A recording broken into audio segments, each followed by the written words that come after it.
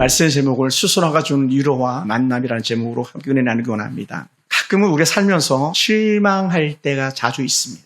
그 실망은 결국 무엇으로 바뀌어서 찾아오냐면 외로움 혹은 고독이라고 그렇게 말할 수 있을 것 같습니다. 그래서 우리는 외로움, 그 고독을 어떻게 이겨낼 수 있는가 하다 보니까 좋은 친구를 만나는 그런 관계들을 찾습니다. 그래서 좋은 만남들을 통해서 우리가 행복한 시간을 보내기를 원하죠. 설교를 준비하면서 한 시를 이렇게 보게 되는데 정호승이라는 시인의 수선화에게라는 그런 시가 있습니다. 아주 정호승 시인의 대표적 작품으로 이렇게 알려진 시인데 이 시는 살면서 어려운 순간 속에서도 결코 포기하지 않게 하는 위로와 또 장래의 소망을 주는 힘과 용기를 주는 그런 시입니다. 한번 제가 시를 낭독해 볼게요. 정호승 시인의 수선화에게입니다. 울지 마라. 외로우니까 사람이다. 살아간다는 것은 외로움을 견디는 일이다. 공연이 오지 않는 전화를 기다리지 마라. 눈이 오면 눈길을 걸어가고 비가 오면 빗속을 걸어가라. 갈대숲에서 가슴 검은 도요새도 너를 보고 있다. 가끔은 하나님도 외로워서 눈물을 흘리신다. 새들이 나뭇가지에 앉아 있는 것도 외로움 때문이고 내가 물가에 앉아 있는 것도 외로움 때문이다. 산 그림자도 외로워서 하루에 한 번씩 마을로 내려온다. 종소리도 외로워서 울려 퍼진다. 외로워서.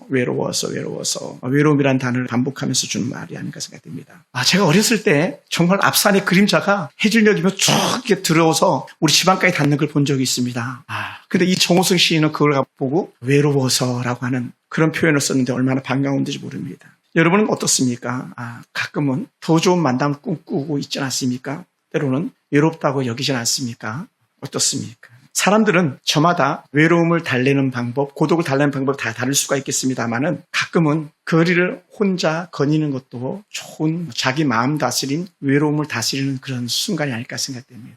제가 그래서 걷는 걸 좋아해요. 오늘도 이 설교를 준비해서 그런 꿈을 꿔봤습니다. 다음에는 한남대교를 건너서 동호대교를 건너와야 되겠다. 그럼 거의 압구정 쪽으로 걸어갔다 한 바퀴 도는 거거든요. 그런 지가 오래됐는데 그렇게 걷다 보면 나를 많이 생각하게 되고 또 나만이 아니라 남을 생각하게 되고 또 지금만이 아니라 미래를 생각하면서 걷게 되더라고요. 또 어떤 사람들은 숲길을 거닐면서 외로움을 달랜다는 그런 사람도 있습니다. 다 방법은 다르지만 자기만의 특별한 방법들을 가지고 그렇게 자신의 외로움을 달래고 있지 않을까 생각됩니다. 특히 요즘 같은 경우는 사람들의 소리가 막 귀에 들리는 것 같습니다. TV 프로그램 중에 한 외침이기도 합니다만은 나 외로워요.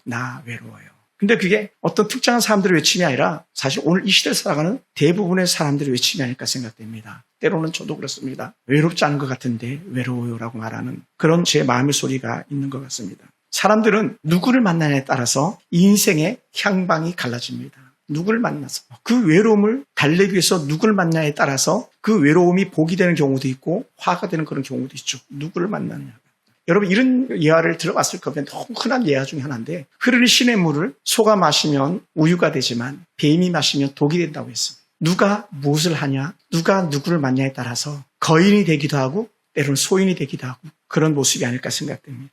한 나그네가 길을 가다가 향기가 진한 진흙 한 덩어리를 갖다가 이렇게 선물을 받았답니다. 근데 이 진흙을 몸에 지니고 이렇게 하는데 좋은 향이 계속 나는 거예요. 그래서 혼잣말로 이렇게 물어봅니다. 진흙, 야 너는 왜 이렇게 향기가 좋으냐? 혹시 너 인도에 그 좋은 향을 내는 사양이냐? 그랬더니 진흙이 하는 말이 아닙니다. 그럼 너는 도대체 뭐냐? 내가 볼 때 단순히 별 볼 없는 진흙이 지나지 않는데 어떻게 너 속에서 이렇게 좋은 향기가 풍겨나오냐 했더니 이 진흙이 하는 말이 아주 과간입니다. 내가 향을 풍기는 이유는 단 한 가지입니다. 내가 좋은 향을 내는 백합화와 오래도록 같이 있었기 때문입니다. 좋은 향을 내는 백합화와 같이 있었다는 거예요.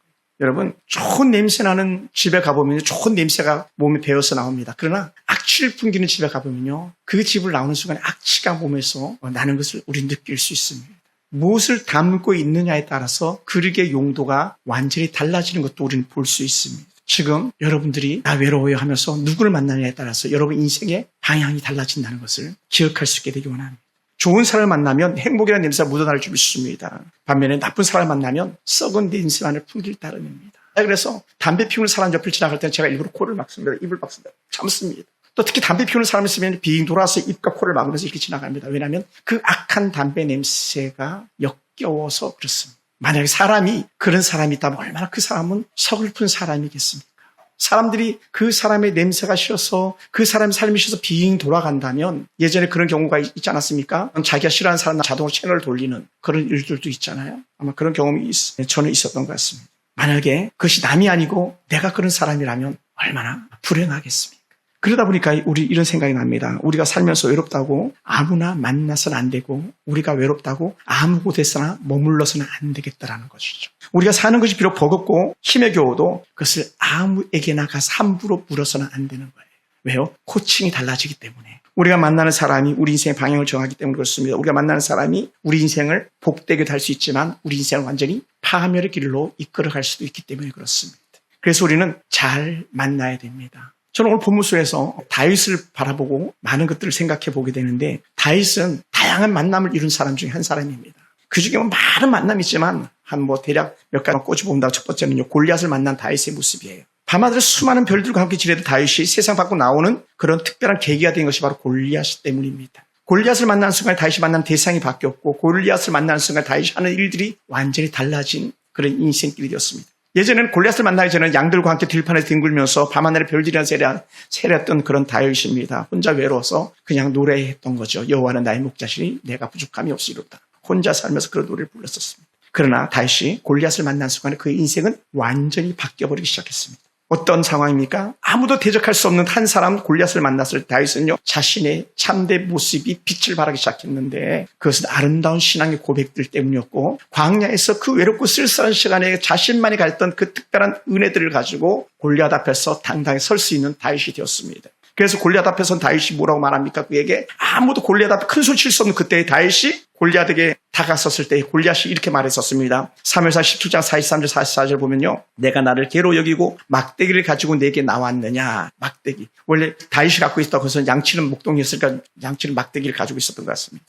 그리고는 이 골리앗이 다윗을 저주했죠. 자신의 신들의 이름을 부르면서. 그리고는 당당하게 내 살을 공중의 새와 들짐승에 줄 것이다라고 하는 그런 참 막 기겁할 만한 그런 소리를 골리앗에게 들었던 다윗입니다. 그런데 거기에 다윗은 조금도 굴하지 않습니다. 왜? 다윗은 지금 골리앗 앞에 섰지만 다윗은 이전에 하나님과 함께 했던 경험이 있었기 때문에 그렇습니다. 그래서 그에게 이렇게 말합니다. 너는 칼과 창과 단차로 내게 나오거니와 나는 만군의 여호와의 이름 곧 내가 모욕하는 이스라엘 군대의 하나님의 이름으로 내게 나아가노라 하면서 당당하게 골리앗과의 만남을 속에서 완전한 반전을 이뤄가는 그런 모습을 보입니다. 사랑하는 성도 여러분, 세상적 가치, 세상적 기준에 보면요, 세상적 비교에 보면요, 다윗은 사실 골리앗 앞에 서면 안 되는 그런 사람입니다. 왜? 게임이 안 되니까요. 왜냐하면 다윗과 골리앗은 완전히 급이 다른 사람이니까요. 급이 다른 만남 아닙니까? 골리앗은 한나라의 큰 장군이지만 다윗은 고작 들판에 양을 치는 그런 목동인데 어떻게 한나라의 양치는 목동이 대국의 장수를 만나서 함께 할 수 있겠습니까? 그러니 세상적 기준으로 보면 다윗은 철저하게 골리앗 반대편으로 도망가거나 골리앗을 피할 길을 찾았어야만 됩니다. 그런데 다윗은 그렇게 하지 않았습니다.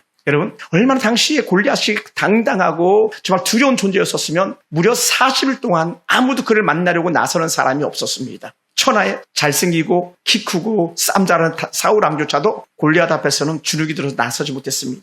다윗을 막 쌍욕했던 형들, 그 세 형도 감히 골리앗에게 나설 수 없었습니다. 엘리압이나 아미나답이나 삼마 형은 오히려 다윗에게 집으로 돌아가라고 하는 그런 쌍욕을 하기에 지나치지 않는 그런 형들일 수밖에 없었습니다.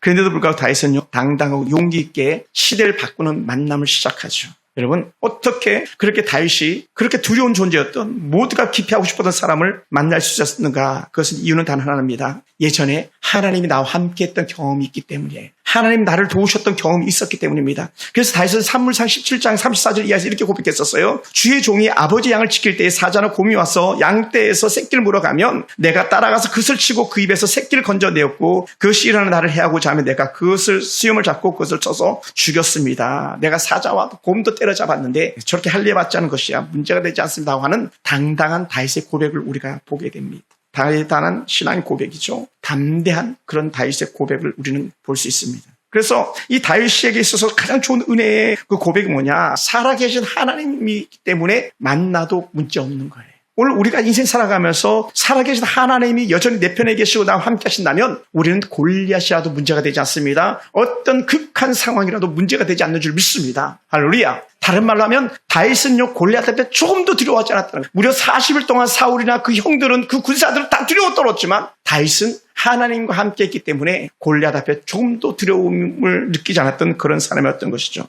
그래서 사랑하는 성도들, 오늘 우리가 살아가면서 생각해 보시기 바랍니다. 우리도 살면서 사실은 어떤 사람을 만날 때 개인이 두려워지고 쫄아지고 작아지는 것을 보게 될 때가 있습니다. 그리고 어떤 일을 담당하고 맡았을 때도요, 괜히 두려움이 떨 때도 있어요.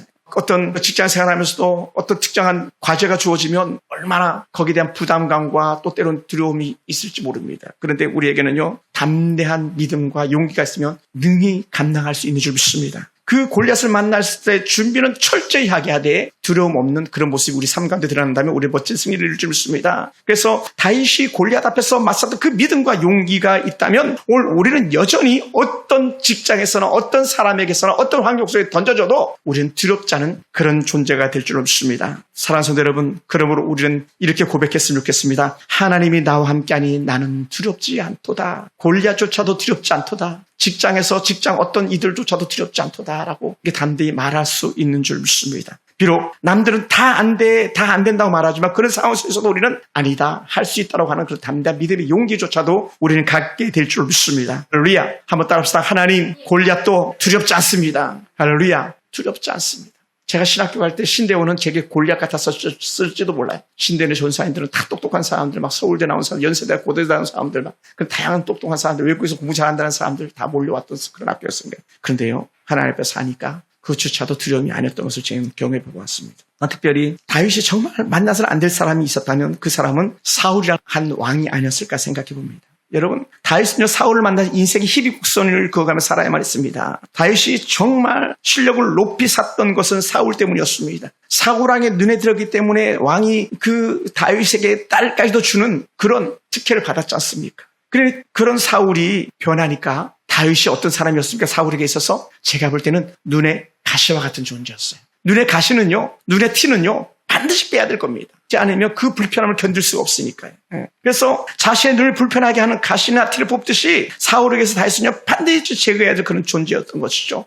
요즘으로 말하면 정적이죠. 정치의 적. 18장 6절에 보면 이렇게 표현했어요. 다윗이 블레셋 사람들 죽이고 돌아올 때에 이스라엘 여인이 춤을 추고 악기를 연주하면서 노래를 했다고 하는데 그 노래가 뭡니까? 사울이 죽인 자는 천천히요, 다윗이 죽인 자는 만만이로다라고 18장 7절에서 노래했거든요. 천천만만.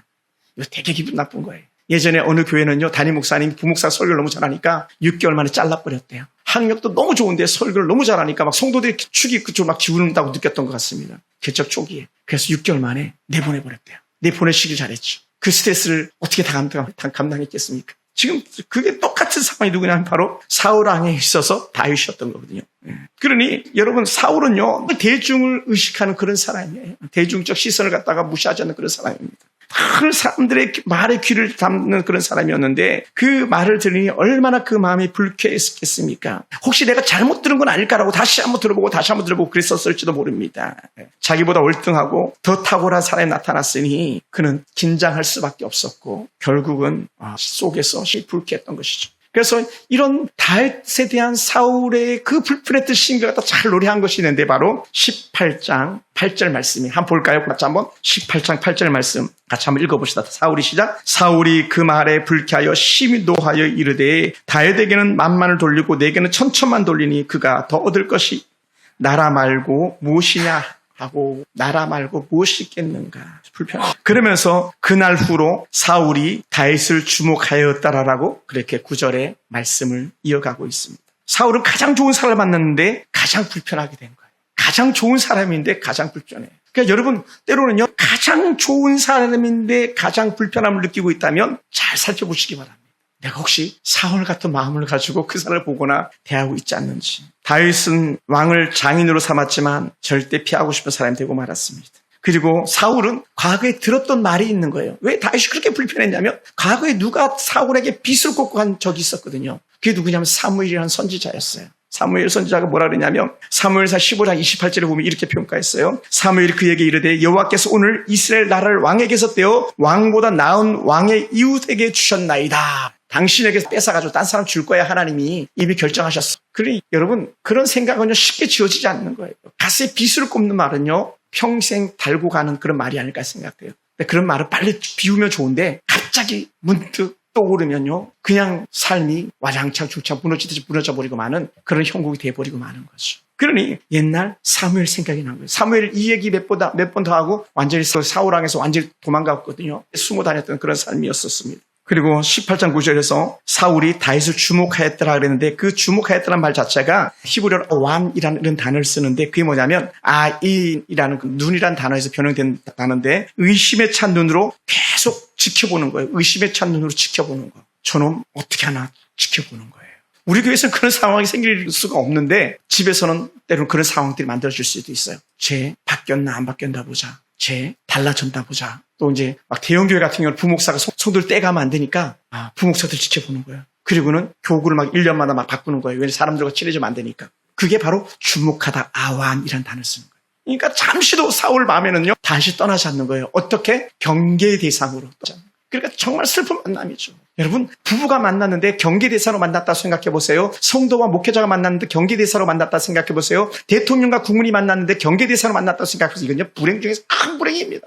큰 불행이에요. 서로 상호 보호한 도우라고 하나님께서는 공동체를 만들어줬고 가정을 만들어줬고 교회를 만들어줬고 국가의 지도자를 세웠는데 경계 대상이 되는 거예요. 이게 얼마나 비극적이에요. 혹시 내란이나 일으키지 않나 막 이런 것들 있잖아요. 정말 불행한 거죠. 혹시 기업에서 내 걸 뭐 빼가지는 않나 막 떼어먹거나 하지 않나 이런 것들. 이거는요 사장도 불행하고 직원들도 불행한 것이죠. 그게 주목하였더라 그런 의미입니다. 그러니 이런 만남은요 둘 다 피곤한 거예요. 사울왕도 피곤하고 다윗도 피곤하고. 사울은 왜 피곤합니까? 그런 다윗을 잡아서 없애야 되니까 계속 쫓아다니잖아요. 그러니까 다윗이 골리앗 장수로 해치고 난 이후에는요 많은 시간적 갭들이 다양하게 연출되겠습니다만 그런데 그 중심에는 늘 사울왕의 마음은 다윗을 추적하는 데 집착되어져 있었고 반면에 다윗은요 사울왕의 눈길을 피하는데 도망다니다가 사울과의 마지막 이별이 되고 마는 그런 인생이 되어버리고 마는 것이죠.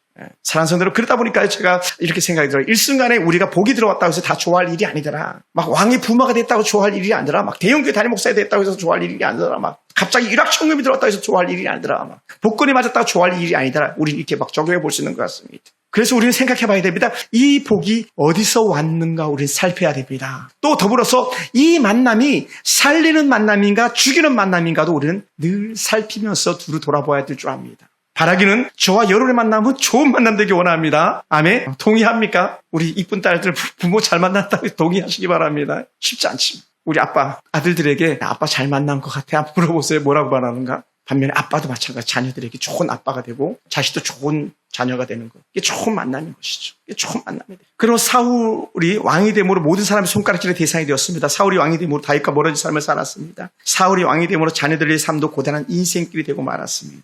또한 다윗 역시 마찬가지였어요. 늘 도망치 바빴던 그런 다윗의 모습이 얼마나 비극적인지 모릅니다.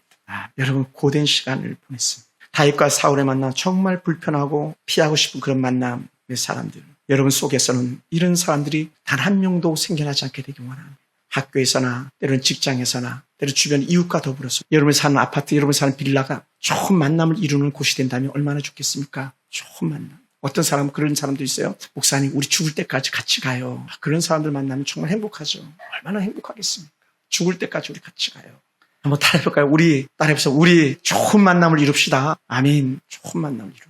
그러다 보니까 진짜 좋은 만남이 있더라고요. 어떤 만남이냐? 완전히 사울왕과 상극되는 그런 좋은 만남이 있는데 그게 뭐냐면 오늘 우리 본문 속에 나타나는 주인공 요나단이라는 주인공이에요. 다윗과 요나단의 만남은요. 정말 좋은 만남이었던 것이죠. 정말 좋은 만남. 이런 다윗과 요나단의 만남 같은 은혜가 저와 여러분 가운데 있기 원합니다. 얼마나 그들의 만남이 좋았냐면요. 18장을 보다 보면 이렇게 말합니다. 요나단의 마음이 다윗의 마음과 하나가 되어 마음이 하나가 된다는 거예요. 좋은 만남은요. 마음이 나눠지는 게 아니에요. 마음이 하나가 되는 거예요. 나쁜 만남은요. 만남 속에서 계속 이간질 되어지고 삶을 갖다 비관적으로 말아야 되고 결국은 거리가 멀어지게 만드는 것들이 있는데 오늘 다윗이나 요나단은 마음이 하나가 됐다는 거예요. 한 마음. 얼마나 좋은 만남이겠습니까? 만약 목회자가 성도들과 한 마음이었다면 그보다 더 좋은 목회가 어디 있을까 생각됩니다. 부모와 자녀가 또 나라와 국민이 대통령이 국민과 한 마음이 되었다. 이건 정말 행복한 나라, 행복한 국민, 행복한 대통령이죠. 오늘 이러한 은혜가 우리 가운데 있기 원합니다. 그래서 이 요나단의 마음이 다윗의 마음과 하나가 되었다 보니까 어떻게 돼요? 자기 생명을 주고 싶은 마음까지 들 정도로 아무것도 아깝지 않더라는 거죠. 할렐루야. 생명을 죽어도 아무것도 아깝지 않더라. 오늘 어떤 한 목사님이 오셔가지고 굳이 밥을 사주겠다 해서 전심을 짧게 같이 먹은 분들을 얘기를 하는데 자신의 육체에 연약한 걸 얘기를 하시더라고요. 육체에 연약한 거죠. 그리고 청각을 잃은 분이시거든요. 청각을 잃었어요. 간신히 보청기를 사용해서 소리를 듣는 그런 분이신데 목사님 나 이 귀 때문에 카드비 1,100만 원 줬어. 오늘 또 얘기하더라고요. 청각 장애자는 장애인 등급을 못 받아. 그래서 장애인 등급 가지고 차를 살 수가 없어. 장애인 주차장에서 주차도 할 수가 없어. 왜냐하면 듣지 못하는 것뿐이지 건드릴 문제가 없으니까. 그런 법이 있더라고요. 세상에 나 처음 알았어요. 그러면서 사람들이 이 얘기 저 얘기 앞으로 얘기들이 쭉 하시더라고요. 그래서 같이 차 마시면서 위로하고 함께 기도하고 그렇게 헤어졌는데 생명같이 사랑하는, 더 주고 싶어가지고 안달하는 거. 그게 다윗과 요나단의 모습이에요. 근데요, 그게요, 말로 하지 않고요, 행동으로 나타내 보이는 거예요. 그래서 여기서 요나단과 다윗의 마음이 하나가 됐다, 이 자체 갖다가 원어적으로 표현하면 이런 거예요. 절대로 끊어지지 않는 쇠사슬로 완전히 묶어둔다는 거예요. 쇠사슬로 묶어두는 거. 쇠사슬로 끊어지는 게 아니거든요. 그러니까 요나단과 다윗은 쇠사슬로 자신들을 묶는 거예요. 물론 마음을. 근데 요즘 어떤 시대입니까? 배신이 난무하는 그런 시대잖아요. 어느 국회의원이 그랬다면서요. 지난번엔 여당에 있다가 이번엔 야당으로 갔다 그러더라고요. 근데 여당이 있는 게 아니라 여당에서 있다가 야당으로 왔다가 또 여당으로 갔다가 또 야당으로 왔다가. 이걸 갖다 흔히 자기들끼리 하는 말입니다. 배신의 정치라고, 배신의 정치. 광명에 있던 전 국회의원이 그런 사람이었었어요. 여자분인데. 이번에 또 민주당의 최고위원도 됐습니다만. 마음을 묶고 있는 사람들이 때로는 어리석어 보이는 것 같기도 해요. 그러니까 마음을 다 줘야 된다고 생각하는데 다 안 준다는 거예요. 세상에 이런 통계들도 있더라고요. 제가 전체를 잘 알지 못하겠지만 사실은 사람들을 신뢰하지 못하니까 뭐부터 한다 그러냐면 다 동거한다는 거. 동거. 근데 동거를 제일 많이 하는 나라들이 유럽에 있더라고요. 1위는 네덜란드가 그래. 화란 네덜란드. 네덜란드 기독교 국가거든요. 그리고 스웨덴이요. 거기도 기독교 국가거든요. 왜 그랬는가? 하나님에 대한 사랑이 식어버리고 인간에 대해서 자기 자신만을 생각하다 보니까는요, 살아보고 나서 결정한다는 거예요. 우리나라는 어디가? 강남구에서 제일 많이 일어났던 거 아닙니까? 그러니까 결혼하고도 호적 신고 안 하잖아요. 결혼 신고. 왜? 최소한 2년, 3년 살아보고 나서 한다는 거 아니에요. 그래서 빨간 줄이 안 가니까. 세상에 이런 것들이 왜 생기냐면요, 마음을 묶지 못하니까 그런 거예요. 마음을 묶지 못하니까. 예전에 우리 어른들은 결혼 안 해도, 결혼식을 안 해도 결혼 신고식은 먼저 했잖아요. 그죠? 그죠, 집사님? 옛날 우리 어른들은 그랬잖아요. 막. 혼인신고는 먼저 했어요. 근데 요새는 결혼식은 성대하게 하고도 혼인신고는 안 하는 그런 악한 세대가 된 게 뭐냐. 왜냐하면 이게 마음이 묶여지지 않기 때문에 그런 현상들이 나타나는 것 같습니다. 그러나 다윗과 요나단만은 달랐습니다. 그들의 묶은 마음은 한결 같았습니다. 상황이 바뀌어도, 직분이 바뀌어도 그 마음들은 변함이 없었습니다. 그리고 그런 요나단의 모습, 요나단의 마음을 행동으로 나타나 보이는데 그게 뭐냐면 오늘 우리가 같이 한번 볼까요? 얼마나 귀한 것을 베풀고 있는지. 3절과 4절을 우리 같이 한번 읽어봅시다. 18장, 사무엘상 18장 3절과 4절입니다. 요나단은 시작. 요나단은 다윗을 자기 생명같이 사랑하여 더불어 언약을 맺었으며 요나단이 자기가 입었던 겉옷을 벗어 다윗에게 주었고 자기의 군복과 칼과 활과 띠도 그리하였더라. 쉽게 얘기하면 이렇게 말하고 싶어요. 요나단은 다윗에게 다 줬어. 다윗에게 다 줬어. 여러분 다 주실 수 있습니까? 우리 집사님 다 주실 수 있어요. 친구에게. 우리 집사님 다 주실 수 있어요. 친구에게. 쉽지 않아요, 사실은. 근데요, 자기 겉옷, 왕자가 입는 겉옷을, 그것도 요나단이 정상적으로 단결 발가면 왕이 될 사람이었거든요. 그리고 얼마나 좋은 옷을 입었겠어요. 근데 그것을 친구 삼은 다윗에게 벗어주고 자기 칼도 활도 허리띠는 띠도 다 내어주는, 뭐까지? 자기 군복까지 벗어서, 속에 입은 군복까지 벗어서 이거 너 입어 하는 거예요. 대단한 거죠, 사실. 우리는 이런 신뢰가 우리 가운데 회복되면 그 관계는 정말 좋은 관계가 될 줄 믿습니다. 정말 좋은 관계가 되기 때문에. 이게 사실 쉽지가 않아요. 특히 사울의 가문은요, 활을 잘 쏘기로 유명한 가문이에요. 활. 우리나라 활 잘 쏘는 나라 아닙니까? 근데 이 사울의 가문이 활의 대표적인 그런 가문이거든요. 그래서 다윗이 훗날에 사울왕이 죽고 요나단이 죽어서 조가를 부를 때에 활의 노래라고 해서 다윗이 사울왕의 가문 노래하면서 애송했던 그런 시가 바로 활의 노래라고 이렇게 나옵니다. 그리고 그렇게 자신의 모든 걸 주었던 그 요나단에게 다윗은 극진이 대하는데 어떻게 극진이 대했냐면 훗날에 다윗이 왕위에 올랐을 때에 사울 가문에 살아남은 자들이 누가 있는가 막 찾게 합니다. 그러다 보니까요, 그 사울왕의 그 시종이었던 종 시바를 통해서 한 사람을 찾아내는데 무비보셋이라는 한 장애인을 찾아내는데 그 장애인이 바로 요나단의 아들이었어요. 그러니 그 요나단의 아들 무비보셋 비록 장애인이지만 그를 극진히 시바를 통해서 섬기게 만들어줍니다. 그리고 그 시바가 충분히 무비보셋을 섬길 수 있도록 많은 농지를 겸해서 줘가지고 먹고 사는데 전혀 지장이 되지 않도록 철저하게 배려하는 그런 다윗의 모습을 우리가 볼 수 있습니다. 얼마나 귀한지 몰라요. 그러니까 우리는 사랑과 우정이 말로 끝나는 것이 아니라 전적으로 행동을 보여주는 거예요. 근데 이게요, 사실 죄송합니다, 쉽지 않은 거예요. 저도 이렇게 설교하지만 이거 쉽지 않은 거예요. 왜냐하면 다 사람들은 누구나 본성적으로 내 것이 귀해 보이고 옛날 것은 그때는 상황이 그랬던 거야 이렇게 말하기 쉽거든요. 근데 우리는요 정말 진정한 예수꾼으로 사는 우리라면 우리의 상황과 형편과 처지가 어떻게 변해도요 우리의 그 아름다운 신이 맺었던 그 약속은요 변해서는 안 되는 거예요. 할렐루야. 그러니 다윗은요 이 요나단 만남 정말 좋은 만남이었던 것이죠. 여러분 우리도 가끔 어려움에 처할 때가 있습니다. 종종 우리의 정말 이해가 필요한 그런 경우를 만나는 경우도 있습니다. 요나단이 다윗을 끝까지 지지하고 그의 생명을 아껴주었던 것처럼 우리가 그렇게 해야 될 사람들도 혹 있을지도 모르겠습니다. 여러분 삶 가운데 그런 사람들이 있다면 더 내어줄 수 있는 그런 은혜가 있게 되기 원합니다. 근데 저는 요거에 대해서 이 다윗과 요나단의 관계는 아니지만 여기에 대해서 한 5% 혹은 10%라고 표현할 것만큼 그렇게 한번 이런 비슷한 감정을 느껴본 적이 있었는데 그게 뭐냐면 성남에서 성광교회에서였었어요. 성남 성광교회 박동규라는 목사님 교회 가가지고 밤을 꼴딱 새워가면서 기도하면서 하나님 이 교회 뺏기지 않게 해주세요. 이 교회가 정상적으로 대우를 받게 해주세요. 보상을 받게 해주세요 하면서 그렇게 교회를 지키겠다고 막 옥상에 올라가서 망보고했던 그 시간이었어요. 그건요 말이 그렇지 전쟁터였거든요. 전쟁터. 그 교회를 빼앗겠다고 그 용역들이 와가지고 무려 300명이 와가지고 교회에 막 펜스를 쳐놓고 갖다 도끼로 찍고 위에서는 교회 안 뺏기려고 막 고춧가루 탄 물을 갖다 위에서 막 쏟아붓고 했던 그런 적이 있었거든요. 그리고는 주변에 언제든지 일촉즉발 화재가 발생할 수 있는 요소들이 곳곳에 있었고요. 소방관들이 막 물호스를 2개나 데리고 가지고 언제든지 불나면 끌려고 준비하고 있었고 경찰들은 불법을 저지르면 고발하겠다고 해서 카메라 계속 비치고 있고요. 신문기자는 곳곳에서 사진을 찍어대고 있었고 그럴 때의 두려움은요 이루 말할 수가 없었어요. 그것을 우리 박 목사님은 하루, 이틀, 사흘로 어제도 목사님 모임을 오랜만에 갔는데 그 모임 못 오시고 교회에서 지금 계속적으로 자리를 비울 수 없는 그런 상황이 되었습니다. 그 전쟁터와 같은 곳에서 친구를 위해서 같이 시간을 보낼 수 있다? 그 자체는 정말 사실 쉽지 않은 그런 결단이었어요. 왜냐하면 언제든지 잡혀갈 수 있거든요. 저는 총신대학교에서 학교 턴을 못 뚫게 동작 경찰서인가요? 그 앞에서 데모하다가 잡혀가 본 경험도 있거든요.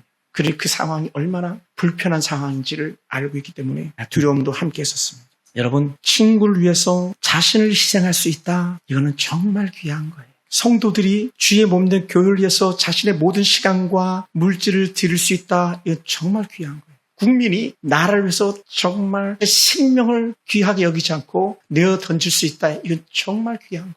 오늘 이런 아름다운 자신의 희생해서라도 내어주고 싶은 그런 마음을 가진 성도들이 있다면 여러분은 정말 복이 있는 성도들이 믿습니다. 내게 그러한 친구가 있다면 여러분은 정말 복 중에 상복을 가진 그런 사람들인 줄로 믿습니다. 얼마나 우리는 자기 이기주의 불편한 시대 속에 살아가고 있습니까? 조금도 손해보지 않으려고 하는 그런 관계 속에서 우리가 살아가고 있는데 이거 더 가지세요. 이거 다 가지세요. 하면서 내어줄 수 있다는 것은요. 정말 귀한 거거든요. 그러다 보니까 이 다윗이 가지고 있는 가장 큰 은혜의 만남이 누굴까? 물론 구약시대입니다만은 그가 가진 가장 아름다운 은혜의 만남이 바로 예수 그리스도를 만남, 하나님과의 만남이 아닌가 생각합니다. 그 네 번째 가장 좋은 만남이 예수님과의 만남인 거죠. 할렐루야. 여러분, 우리가 때로는 사울이나 골리앗이나 요나단을 못 만날 수도 있습니다. 그러나 우리 삶 속에서 예수님과 함께하는 사람이라면 우리는 가장 행복한 만남을 이루는 줄 믿습니다. 왜냐하면 예수님은 우리 앞에서 가장 낮아지는 분이었었고 가장 겸손한 분이었고 자신이 줄 수 있는 모든 것을 다 주셨던 분이 바로 예수님이었기 때문에 그렇습니다.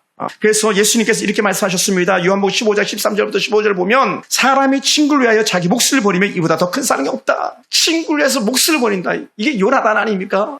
왕을 위해서 담대하게 목숨 내놓았다. 사울 왕에서 목숨 내놓는 게 다윗 아닙니까? 골리앗 앞에 서는 건요 사울 왕에서 충성을 다하는 거였고 이스라엘이라는 나라를 위해서 충성을 다하는 다윗이었거든요. 예수님께서 바로 그런 분이셨던 거죠. 친구를 위해서 목숨을 버리면 이보다 더한 사랑이 없나니. 그러니까 우리는 예수님에게서 가장 좋은 사랑을 받는 그런 사람들인 줄 믿습니다. 할렐루야. 제일 좋은 사랑 받은 거 우리가. 이만한 사랑이 없는 거예요. 근데도 우리는 그 사랑을 잘 알지 못하죠. 예수님께서 제자를 포함한 모든 성도를 향해서 하시는 말씀이 뭡니까? 야, 이제 종이라고 말하지 않을 거야. 넌 내 친구라고 말할 거야. 친구. 그래서 요한복음 15장 13절에서 친구를 최고의 사랑이 뭔가 자기 목숨을 버리는 것이다 라고 하는 그런 생각이에요. 근데 최근에 혼자 길을 가면서 걸으면서 생각했던 게 뭐냐면 야, 만약 친구가 나한테 돈을 좀 빌려달라고 그런다면 나는 그냥 주는 거야. 혼자 막 그렇게 생각했어요. 아직 다행스럽게 돈 빌려달라는 친구가 없습니다만 그런 시험거리가 없습니다만 그건 줬다고 여기는 거다. 왜? 친구는 그냥 다 주는 거니까. 다 죽는 거예요. 그러면서 막 몇 명씩 떠오르는 거예요. 때로 영훈이도 떠오르고 성대도 떠오르고 또 좌영이도 떠오르고 초등학교 중학교 때 친구들입니다만 그러면서 그냥 거기서 끝나지 않고 제가 일부러 전화를 걸었어요. 야 성대야 막 하면서 전화를 걸었어. 근데 전화를 안 받더라고요. 그래서 통화를 못했습니다. 그래 이제 문자만 보냈어요. 어떻게 잘 지내는지 궁금해서 안부 전화했어. 물론 죄송스러운 답은 오지 않았습니다만 제 마음은 그렇습니다. 그는 나를 어떻게 생각할지 모르지만 나는 그를 좋은 친구로서 여겼거든요. 친구 아닙니까 친구. 옛날에 유성이가 그랬나요? 누가 그랬? 장동건이가 그랬나요? 네 친구 아이가 그랬다. 네 친구야. 근데 그런 친구는 뭡니까? 배신의 친구들. 친구라서 칼을 들이대는 그런 친구들이지만 예수님은 생명을 오히려 우리 대신 죽어주신 예수님이라. 여러분 요나단이 얼마나 귀했냐면요. 왕위에 대한 계승권을 내가 왕이 될 사람이 아니라 다윗 너가 왕이 돼야 돼 할 만큼 그런 그 말을요. 요나단이 자기 아버지 사울왕이 망했을 때 했던 얘기가 아니라 사울왕이 잘 나갈 때 했던 얘기예요. 나는 왕하면 안 돼. 너가 왕해야 이렇게 했던. 여러분 지금 보세요. 사람들은 서로 막 대통령 하려고 그렇게 막 물고 뜯고 싸우지 않습니까? 그런데 아니야. 너가 왕해야지. 너가 왕해야지. 뭐 그런 시대라는 거예요. 그래 요나단과 다윗이 얼마나 좋습니까? 예수님이 그분은 왕이심에도 불구하고 아니야 나는 종이 하면서 인자가 온 것을 성령을 받으려 함이라 도를 섬기려고 많은 사람에서 내 목숨을 대속물로 주려 함이야 하면서 그렇게 주님께서 종이신 분으로 나갔지 우리를 오히려 더 높여주시면서 왜 그랬습니까? 생명을 내어주는 사랑이었기 때문에 그랬다는 거예요. 할렐루야. 그래서 예수님께서 거기서 끝나는 것이 아니라 비록 십자가에 달려 죽어가시면서까지도 주님께서 우리에게 주셨던 약속은 뭐냐면 야 내가 너희 버리지 않는다. 내가 세상 끝날까지 너희와 함께 있을 거야 라고 하면서 함께 하시는 사랑을 나타내 보인 거예요. 여러분 우리는 함께 합니까? 헤어지면 영 남인 것처럼 우리 살잖아요. 어떤 교회에서는 사임했으면 교회 오지 마세요. 막 펜스 친다시피 하잖아요. 오면 안 돼. 우리 교회 나가는데 사임했는데 왜 와? 막 이런 교회도 있잖아요. 근데 우리 주님은 나 너랑 같이 있는다. 난 너를 떠나지 않는다. 그래서 그 떠나지 않는 것에 대해서 무엇으로 증명하냐? 내가 너에게 보혜사 성령을 주겠다는 성령 하나님. 예수의 영이 성령이 우리와 함께 하시는 거예요. 할렐루야. 그러니까 여러분 정말 좋은 분과 지금 함께 하시는 거예요. 한번 가슴 쳐 이렇게 한번 해보세요. 이렇게 십자가. 내 안에 성령님 계시니 예수님 감사합니다. 내가 너를 떠나지 않는다는 거예요. 이게 사랑이거든요. 생명을 내놓는 사랑이에요. 그러니까 얼마나 좋아요. 우리는 돌아서면 배반하는데 배신하는데 돌아서면 남이 되는데 니네변에 남이 되고 남이 된다고 그렇게 기도하잖아요. 그래 예수님은 아니야. 나는 너를 떠나지 않을 거야. 나는 너를 싫어 버림받지 않게 할 거야. 나는 너를 위해서 생명을 봤어. 정말 좋은 만남인 거죠. 그러니 우리는요 이렇게 고백해야 돼요. 입만 열면 예수 믿길 잘했다. 예수 믿길 잘했다. 예수 믿길 잘했다. 할렐루야. 예수 믿길 잘했다. 이런 예수님께서 항상 저와 여러분 곁에 계시는 것이죠. 우리가 삶의 어려운 순간, 외롭고 쓸쓸할 때에 사람들에게 우리 위로받을 수 없습니다. 왜냐하면 사람들의 위로는 한계가 있기 때문에 그렇습니다. 그러나 예수님은 끝까지 우리를 위로하시고 위로하시는 그런 주님인 거죠. 너는 내 친구야. 너는 내 친구야. 나는 너를 버리지 않을 거야.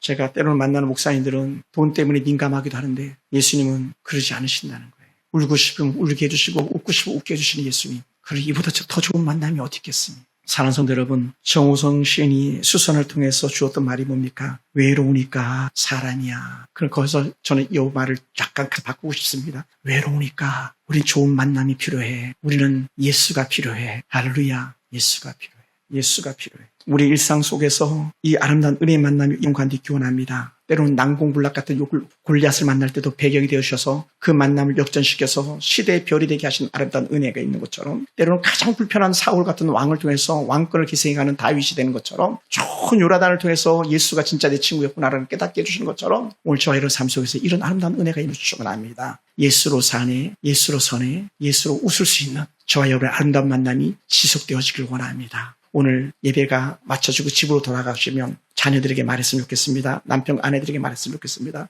여보, 내가 당신 만나길 잘했어. 딸아, 아들아, 내가 너를 만나길 잘했다. 집에 돌아가시면서 걸어가면서 내가 예수님 믿기를 잘했습니다. 예수님 내 구주, 예수님 내 구주, 예수님 내 구주 고백하면서 내가 예수 믿기를 참 잘했다. 이 고백할 수 있는 저와 여러분 되기를 주여 축원합니다. 할렐루야.